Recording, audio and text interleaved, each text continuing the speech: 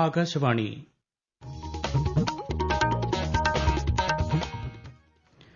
നമസ്കാരം. പ്രാദേശിക വാർത്തകൾ വായിക്കുന്നത് അക്ഷയ് ഷാജി.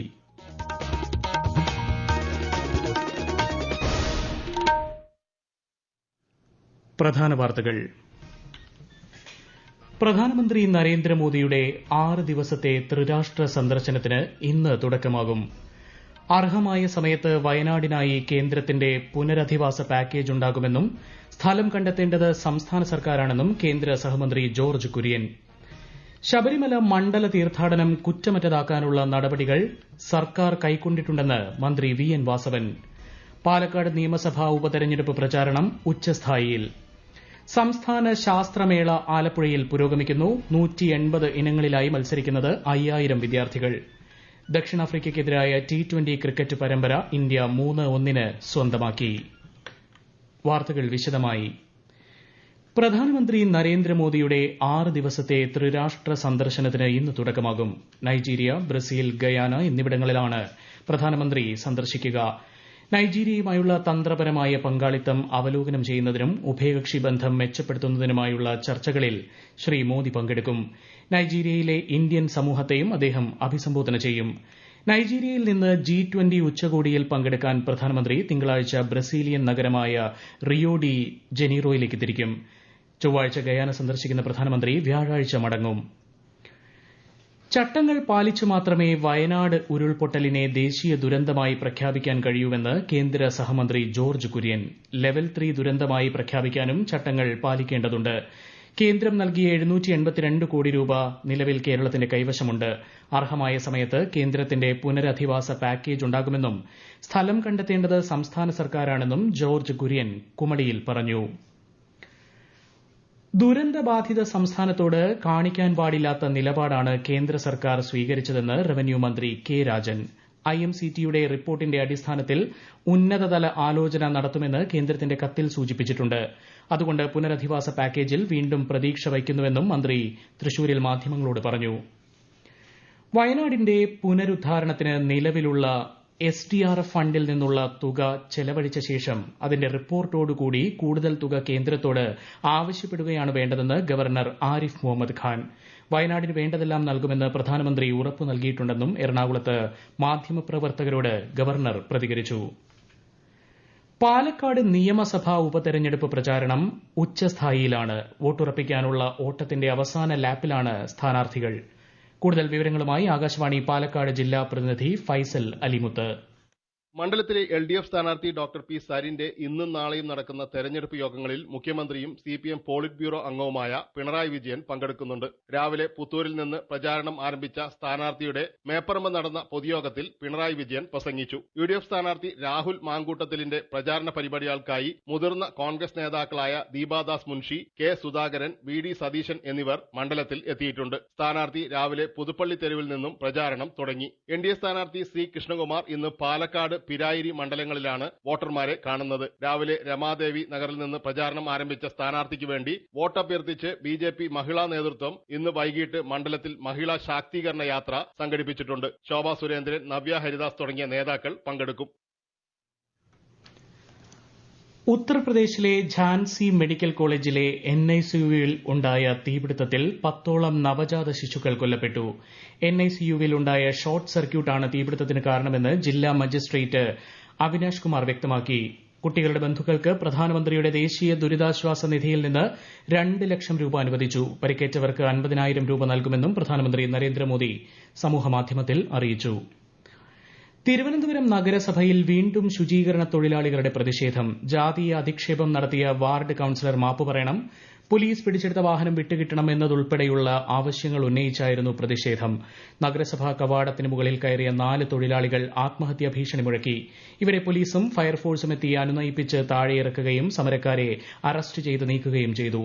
അതേസമയം പ്രതിഷേധിക്കുന്നവർ നഗരസഭാ കരാർ തൊഴിലാളികളോ അംഗീകൃത ശുചീകരണ തൊഴിലാളികളോ അല്ലെന്നാണ് നഗരസഭയുടെ വിശദീകരണം.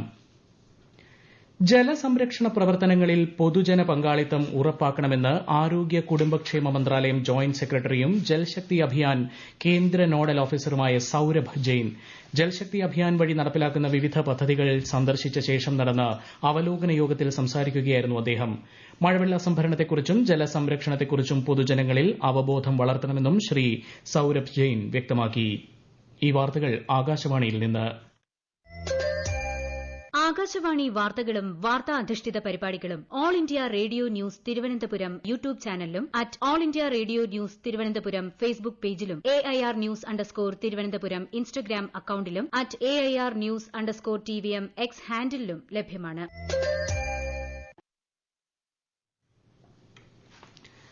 ആകാശവാണി തിരുവനന്തപുരം പ്രാദേശിക വാർത്താ വിഭാഗം അവതരിപ്പിക്കുന്ന പ്രത്യേക പരിപാടിയായ നല്ല വാർത്ത എല്ലാ ശനിയാഴ്ചയും വൈകുന്നേരം 6:40 പ്രക്ഷേപണം ചെയ്യുന്നതാണ്. ഇന്ന് 6:30 പ്രാദേശിക വാർത്തകൾക്ക് ശേഷം നല്ല വാർത്ത കേൾക്കാവുന്നതാണ്.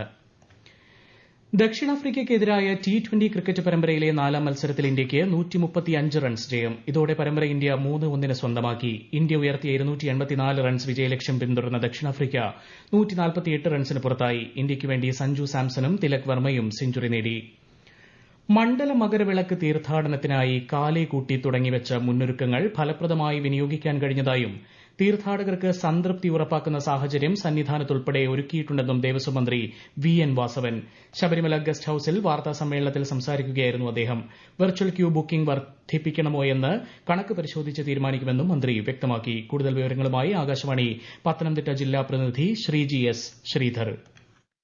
അയ്യപ്പന്മാർക്ക് നിലയ്ക്കൽ, പമ്പ, സന്നിധാനം എന്നിവിടങ്ങളിൽ വിരിവയ്ക്കാൻ ജർമ്മൻ പന്തൽ ഉൾപ്പെടെ ഇക്കൊല്ലം ഒരുക്കിയിട്ടുള്ള പശ്ചാത്തല സംവിധാനങ്ങളുടെ വിപുലത സംതൃപ്തി ഉളവാക്കിയിട്ടുണ്ടെന്നും മന്ത്രി പറഞ്ഞു.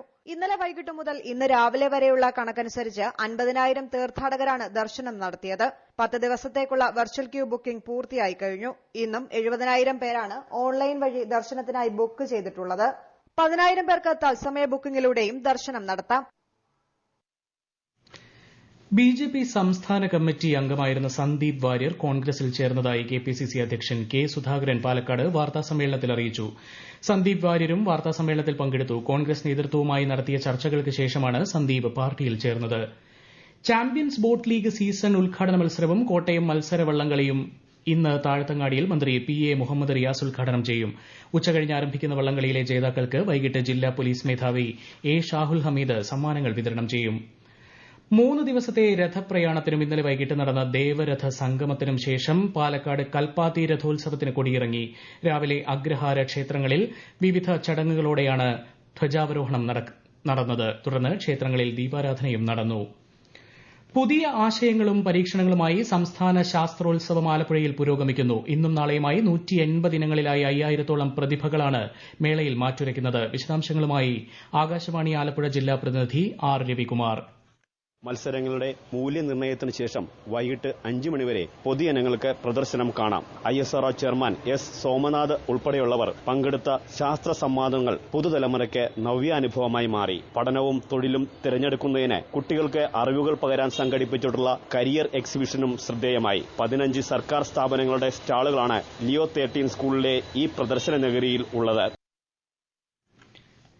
ചൂരൽമല ഉരുൾപൊട്ടൽ ദേശീയ ദുരന്തമായി പ്രഖ്യാപിക്കുന്നതിലും സാമ്പത്തിക സഹായം വൈകുന്നതിലും പ്രതിഷേധിച്ച് ഈ മാസം 19-ന് UDF-ഉം LDF-ഉം വയനാട്ടിൽ ഹർത്താലിന് ആഹ്വാനം ചെയ്തു. രാവിലെ 6 മുതൽ വൈകുന്നേരം 6 വരെയാണ് ഹർത്താൽ ആചരിക്കുക.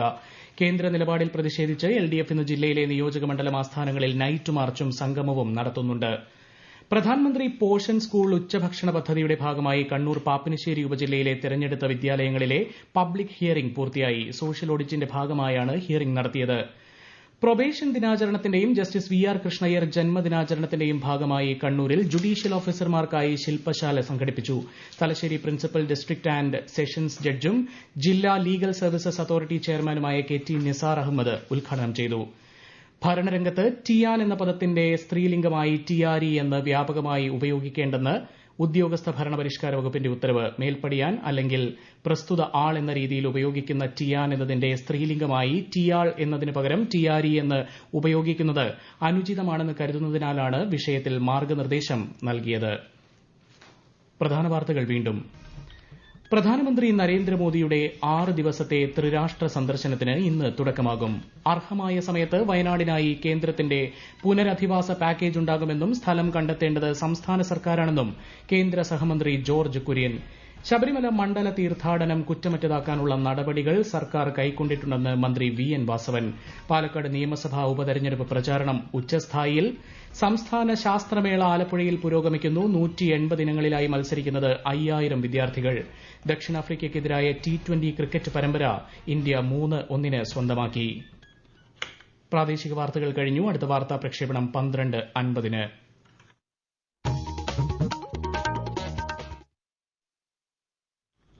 ആകാശവാണി